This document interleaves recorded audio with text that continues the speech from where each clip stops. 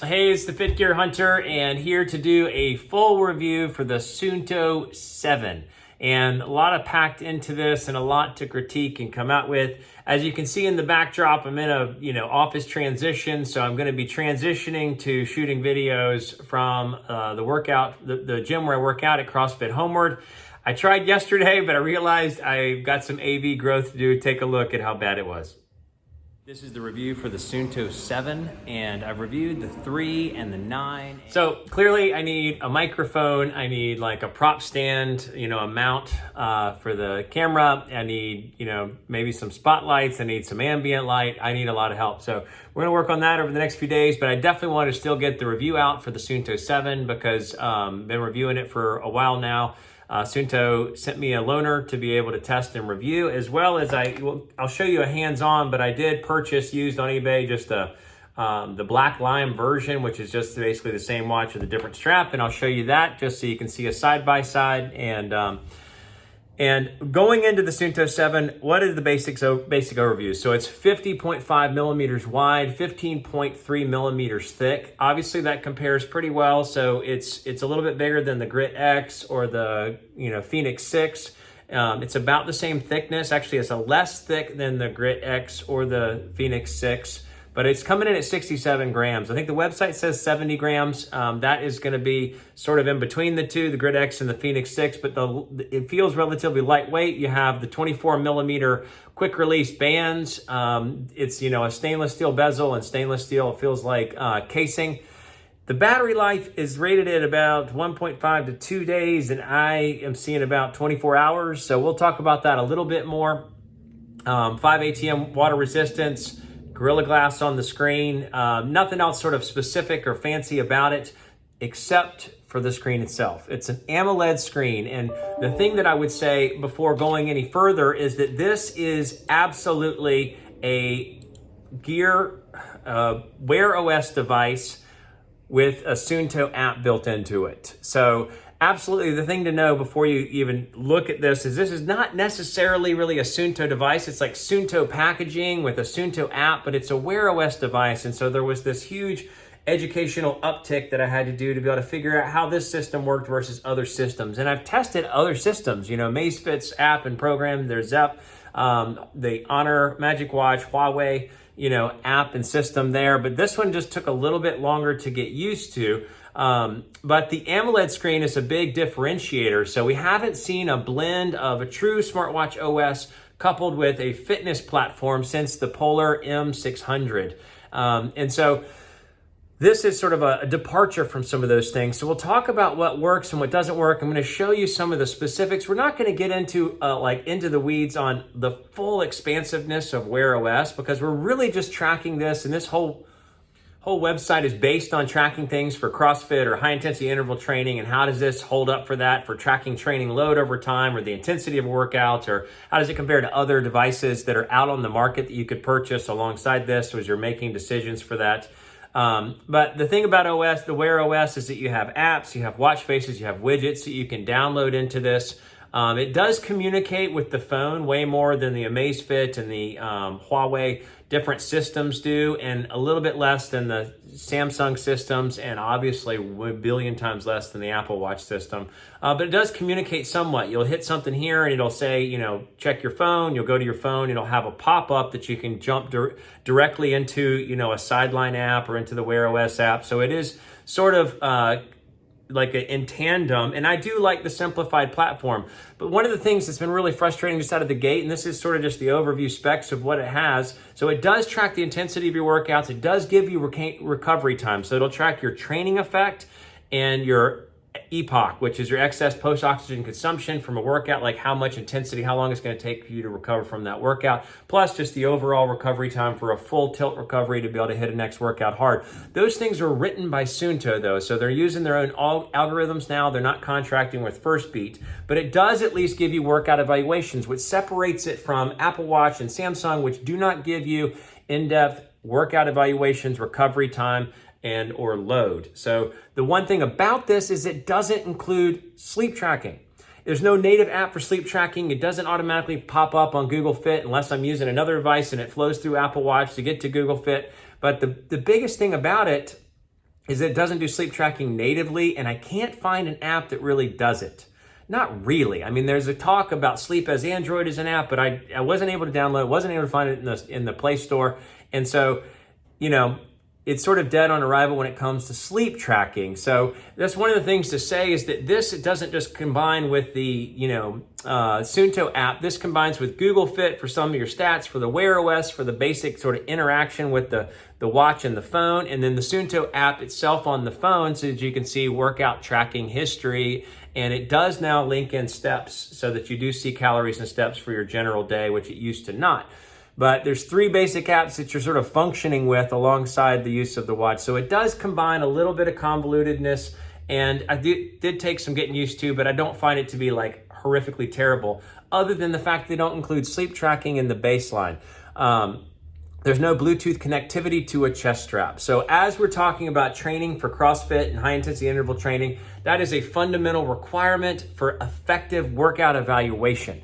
So the standalone optical heart rate sensor is not going to cut it, even at the best of the best levels, in being able to help you to fully get an evaluation of the workout. Obviously, the gripes that I have with the Apple Watch as well as Samsung Galaxy Watch or Active 2 is that they do not include workout evaluation. They just give you the heart rate graph. So even if their optical heart rate is perfect, but even in those situations, the optical heart rate is not perfect. And so Suunto doesn't allow you to connect to a chest strap, which is a big downside. We'll talk a little bit about that more. So we're going to get into hands-on. We're going to look briefly at the app just to see some of the summary of things that you get. We'll look at hands-on alongside another color variant of the watch and the app, and then we'll come back for a summary.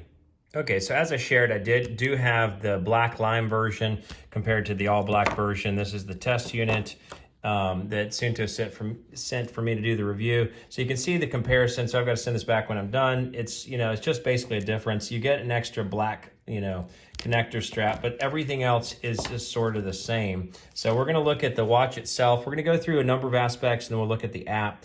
You can obviously see this is the big, beautiful screen, and it's basically almost 1.4 inches across. This is the heat map version.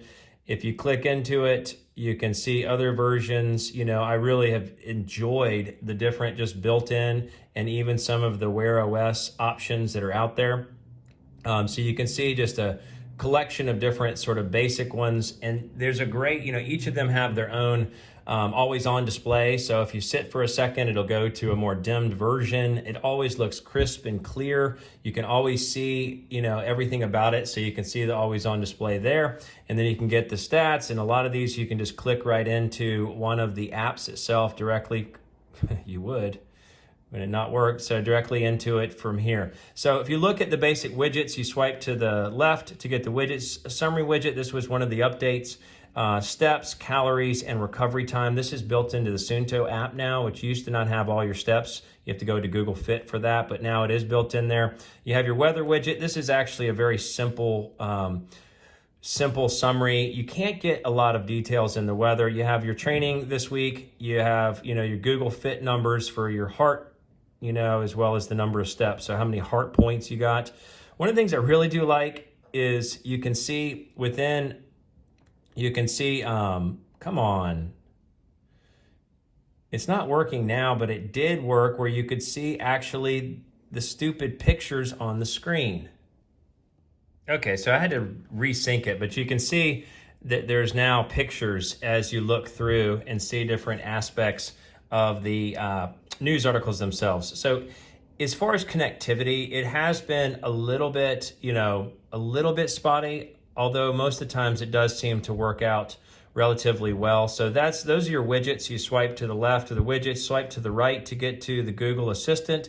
I have not found that to be very effective, not very great, although it is functionally happening. You can see as you swipe down just a summary of the day and reminders, a nice little quote. So this just sort of has like an hourly forecast and more detailed information. So you click into some of these things and you can see, obviously it's going to bring up some aspect of Wear OS where you're going to get, hopefully have it connect. We're actually not going to wait for it to do so now. But with any of these, as long as you have your phone, like with some of these aspects, and this is just one thing I'll show you, It does take a second for the pictures to load, apparently. You can click this button. If your phone is on, it'll jump you to the article. So you can read the basics of things and as well as see, you can get into the article itself. So functionally, this does connect and communicate with the phone more than other devices I've ever tested. So again, sweep to the right for widgets, to the left for, or to the right for the Google Assistant, so you get to the articles as well as just, notifications. The notifications have been coming in great. You can clear them out by clicking either way, or you can just hit the top button by getting out of there. You swipe down for the quick jump into a bunch of different setting aspects. It will sort of save your most recently accessed setting at the top middle here. You can check your battery. You can turn off the night mode. This is just where you would turn it off for use in falling asleep, or so that you don't burn your battery. You get into the Suunto app by pushing the top right button, and a lot of these buttons are reconfigurable, but it's just a basic app. So again, this is a Wear OS watch with Suunto app built into it as a primary app. You can change a lot of your features, but you just basically click into any of the sport modes you want to track.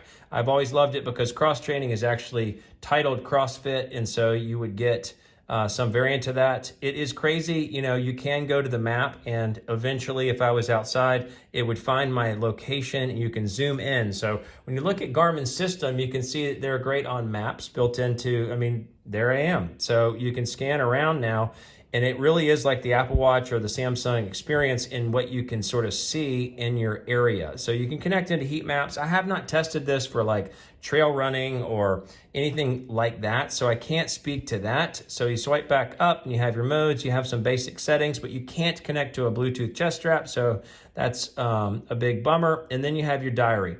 So I'll show you a couple things, what it looks like to see a workout on the watch and what it looks like to go into a workout. So this was just this morning. This is what you would see from a cross training. The heart rate is completely been off. So my average heart rate on a chest strap was 124, and the Metcon was over in the end, 15 minutes of every minute on the minute, rotating through burpees, single arm, squat snatches, and L-sit. So in this last, 15 minutes in this sort of last period, I was rotating right at 160 or somewhere in there. So complete failure there. And unfortunately, I've seen it in complete failure in almost all of them. So same thing here. It did pick up some of the intensity. This was, an AMRAP of 12 minutes with a 200-meter run and a bunch of power cleans as well as double unders. So just didn't track it, but you can see that you do get the heart rate zones, you get the calories, but here you get a workout analysis, you get recovery time, you get your training effect, you get your epoch, which is like, again, it's like the polar cardio load where you get a score for how much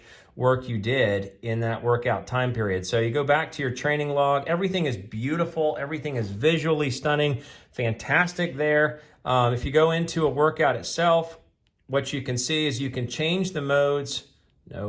You can change the modes, so we'll just sort of start it. You can change the modes for what you want to see, and you can, I forget how you get to, you swipe to the other side. I never really changed the screens. So your heart rate graph, another monitor. You can change what information is there, and you can set it up to be, 5 different fields. You always have the time up top. Everything about this has been fantastic. When you get into a workout, you can see it, it's clear, and it's always on. You can turn off the always on, but it is just really great to be able to look down, glance down, and have a visually brilliant screen when you're wanting to track where you're at in the workout. You can track rounds for time, I think, by hitting the lap button. But either way, you just want to see all the primary stats. It's fantastic for that. So, it'll go through these things. We're just going to delete that and getting it out of there. But the watch is just fantastic when it comes to the visualization. Everything was great. So you go into this top button to get to Wear OS. There is an app called Sporty Go, which will link to a chest strap. Right now, I'm not using it because I've been connecting to 2 other devices to a chest strap. And if you use this one, it basically bumps out one of the others. So I've been mostly just testing the optical heart rate feasibility or strength of this watch, and it's been poor. So I've only been getting about 50% of the heart rate, in every single one, it's just been well off the mark. So it is not accurately tracking heart rate. I'm not going to even bother to look into the details to show you how badly. I'll just say it is just not good. But you have all these different things you could download. So you can do the breathing app, the Fit Goals, flashlight. I just have been testing different things. I mean, I like my radar. It's just basically, it's like a radar of what storms are in the area, but it looks just like what you see on your app. So if you pull up my radar and you want to see the storms, it will take a few minutes like this. So maybe we won't, but it shows you the map at a certain set area. You can't zoom in, but you can see a map. Is just trying to find my location and see everything. The Play Store, you can download a bunch of other things. The smart alarm I tried to get to see if it would save sleep, but none of those things work great. You have all these basic things that you can download. So you can see the UV for today. Again, all these things will look to, try to access. Okay, fine. But we're getting out of it anyway. So it just has all these apps. So as far as what I've compared to Amazfit's platform and Huawei's platform, the Honor platform, this is way more functional, in my opinion, has more sort of well-designed apps and capabilities, and it does communicate with your iPhone, if you're an iPhone user, more functionally than the other platforms that are similar to it. So the Google Fit, heart points today, just from my workout this morning.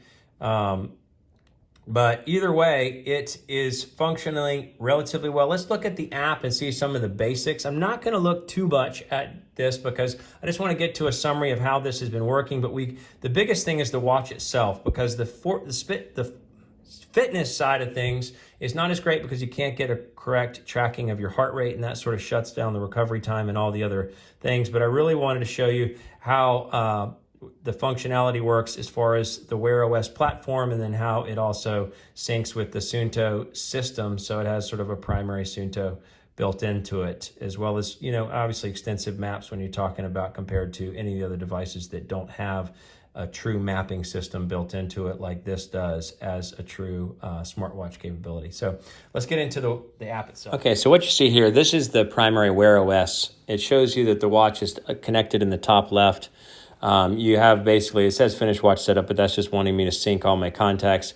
You have your watch faces here, which you can, scan into the ones that you've downloaded from the watch store. And you can pick from there and upload it to the watch face, but you really don't get a lot of specifics. One thing I forgot to mention in the hands-on is you can see here the tiles, which is what we consider the widgets. When you swipe to the left, you can see those functional tiles. You can move them around and put them in whatever order you want, but you only get 5 choices. And if you go in to try to add something else, it's just going to say that you can't add anything until you've deleted one of the others. So we could swipe the goals out, and then we could go in, and these are the tiles that you could see. Next event, hand wash timer, just a straight countdown timer. So just some simplicity there. So not a lot of expansiveness in what you can see from the tiles or the widgets. Notifications, you can turn anything on and off. Google Assistance, advanced settings, none of these things are that advanced. So from there, you could see Google Fit. So Google Fit pulls your stats from wherever you've told Apple to the Apple Fitness portion, or Apple Health will pull all your stats, and it'll flow through to Google Fit if you've turned it on. So as you can see, this last workout, well, this is the heart rate tracking off of the Suunto, I believe. So yeah, it's just peaking up at 127. That's way off. And you can see, if you go into the bottom middle, the logbook, and it's pulling in, the tracking that I did from multiple places. So the Suunto, the Polar, and the Garmin. So the Garmin's going to have the accurate, looks like that it's blending the heart rate, because the heart rate was peaked out at the end here. So that's actually not the Garmin. That's just a replication of stats from other things. So it's not even accurately tracking any of these other devices. So that's the Suunto, that's the Polar. You can see it's the same heart rate on all of them, and that is just not the case for the heart rate. So if you look, and so again, this is the Google Fit aspect. This is the journal not functioning correctly. This sleep is pulling in sleep from somewhere for one of those devices. It's linked to Apple Health, but it's not getting any specifics or details. So I'm really having to use another device to track sleep, because it's not at all pulling from the Suunto itself, so the Suunto 7. So this is what you get when you get into the app. So you do get a big, pretty display for what the CrossFit, you get a little backdrop for what CrossFit. And you can see in the middle, the center of the page in the little boxes, recovery time, PTE, and the epoch. So you just see the workout itself. But if you were to look at the actual workout, like in a chest strap with connectivity, yeah, great, Garmin shut down there. If you were to look at the workout evaluation in true form, you would see that it's starkly different. So this was a combination. You look at the heart rate over time. So it was every minute on the minute was a snatch complex, and then we went into basically every 2 minutes on the minute, 5 reps of front squats, and then you have 5 rounds, or you had basically 5 rounds for time on the Metcon at the back end. So you can see that the heart rate peaked at the end, the training effect was higher, and then the amount of time in the different heart rate zones, 6 minutes in the upper edge burn, and then look at this. Look at the heart rate. It's saying my average heart rate was 199 when really it was 124, but you can see there's 0 minutes in the zone 5, 0 minutes zone 4, 0 minutes zone 3. Therefore, the training effect in the middle here, 1.6, the recovery time 20 hours in the Epoch 8. So the Garmin system saying I needed 22 or 24 hours of recovery since that workout. So you just don't get any real functional evaluation because it's not connected to a good optical heart rate sensor or a optical heart. So you get your accumulation. You could see your logbook here, which is just an accumulation of time, like how much you worked out over time, brief walks, and a summary there. So that's all we're going to look at within the app and how it compares. This is just the same Suunto. Oh, I will say one thing in particular. If you do look at the logbook, it used to be, if you look at the top, the activities would be there, but the steps would not. But they combined it to where the steps will now flow through to the Suunto app, as well as calorie burn per day. Obviously, there's no sleep tracking, and the fitness level is probably some running VO2 max thing that I just didn't do. But calorie tracking and step counting is now built into the Suunto app, where previously you could only find it in Google Fit, and as well as the activities themselves, the laundry list of the activities you did. So let's go back to a summary. Thanks so much for watching. Okay, so getting into the summary of what I think and like and don't like. What I love about it is the fit and feel. It's surprising, but it's broader, it's wider than most watches I've tested. And I do not have a big, huge wrist, but I did not find it to be uncomfortable because it is obviously lightweight. It came in at 67 grams. The band is super soft and comfortable, and the fit feel of it is fantastic. Plus, I love that it has a more rugged look. You do not have options for AMOLED screens that have more of a rugged look on the market today, that have more functioning systems. So I love the design, I love the fit, the feel. I absolutely love the screen. I love how beautiful it is. I love the always on. I love that I can see the time and sort of even in a dimmed out version at any time of the day. Obviously with the transflective screen, it's not always on. It says it's always on, but if you're in a pitch black room, you're not seeing the screen. But if you have an always on with AMOLED, you're going to see just a light version, which is visible, it's clear, it's crisp, it's fantastic. The screen is awesome. The notifications, obviously the notifications you can see very easily. It syncs up with the watch perfectly. And even in the news stories, you get pictures. So it looks like you're reading a real news article. You click the picture and it'll take you to the phone where you can pop open the article. The Suunto app is working fine. It's functionally working. Obviously the evaluation aspects are working just alongside it. So everything's great there. But what do I not like about it? What can I not deal with? The fact that there's no sleep tracking, that's difficult. But the biggest thing is that there's no Bluetooth chest strap connectivity. So basically, as a sports training device, we saw in the sort of hands-on that it's not on track at all for the optical heart rate sensor. So a faulty optical heart rate sensor and no chest strap connectivity make this just an impossible thing. I've enjoyed the experience of wearing it so much that I kind of just feel like I'm tempted to want to wear it just as my everyday watch and then wear a different device to track workouts and sleep. But that doesn't make any sense. But it's that good of an experience in overall the fit, feel, and the AMOLED screen, and I could deal with the battery life if I'm not wearing it to bed. That's not a problem. But as a fitness training device, to not be able to connect to Bluetooth chest straps is dead on arrival. And then the last thing is that they don't do load tracking. They just do like an accumulation of minutes. So even when they had FirstBeat built into the analytical system, you didn't do load tracking, so that's not as great. So how does this compare to other devices if you're thinking of things? On the cover, it is a true sports watch with the fact that Suunto's app will track workout analysis, so the training effect, the epoch, as well as the recovery time aspects. So it gives you a more pure workout tracking as it compares to the Apple Watch system and the Samsung Galaxy Watch or Active 2 system. So they don't do that. They just give you your heart rate graph. It's obviously going to have way less apps, and it's worse optical heart rate than the Apple Watch or the Samsung Galaxy. It does have a better design. It's more sports field. It does have the better analysis, but it's going to miss sleep tracking, and it's not going to be as functional with the watch, with the phone. So it's not as much as Samsung, and then way less than the iPhone, but it does have the sports features. How does it compare to Amazfit, Huawei, Honor, all the different other types of AMOLED products on the market? So a lot of those, so the Huawei Honor Magic Band 2, Huawei GT Pro, I believe is what it's called, the two comparisons that are the same design on the inside, they actually use FirstBeat analytics to track, but they didn't have great optical heart rate tracking there, and you can't connect to a Bluetooth chest strap, so it's kind of the same failure. But I found this smartwatch experience to be better than the Honor, Huawei, and Amazfit. So they have more simplified platforms. It looks like they just wrote more simplified options, and there's certain things that maybe are more expansive than this would be, but I found the Wear OS, even though it's got room to grow, is still a full functioning smartwatch platform, whereas I did not feel the same experience with the Amazfit, Huawei, and Honor on the thing. So all in all, if you're comparing it to true sports tracking, you can't compare because it can't accomplish those things like sleep tracking, wellness tracking, and true heart rate tracking, which flows into analytics. But it still was a great experience for the watch itself. So I can't recommend it for CrossFit or high intensity interval training at all. But at the same time, I can recommend it. Just a great watch if you just want to watch like this. So again, Fit Gear Hunter, thanks so much for watching. Have a good day.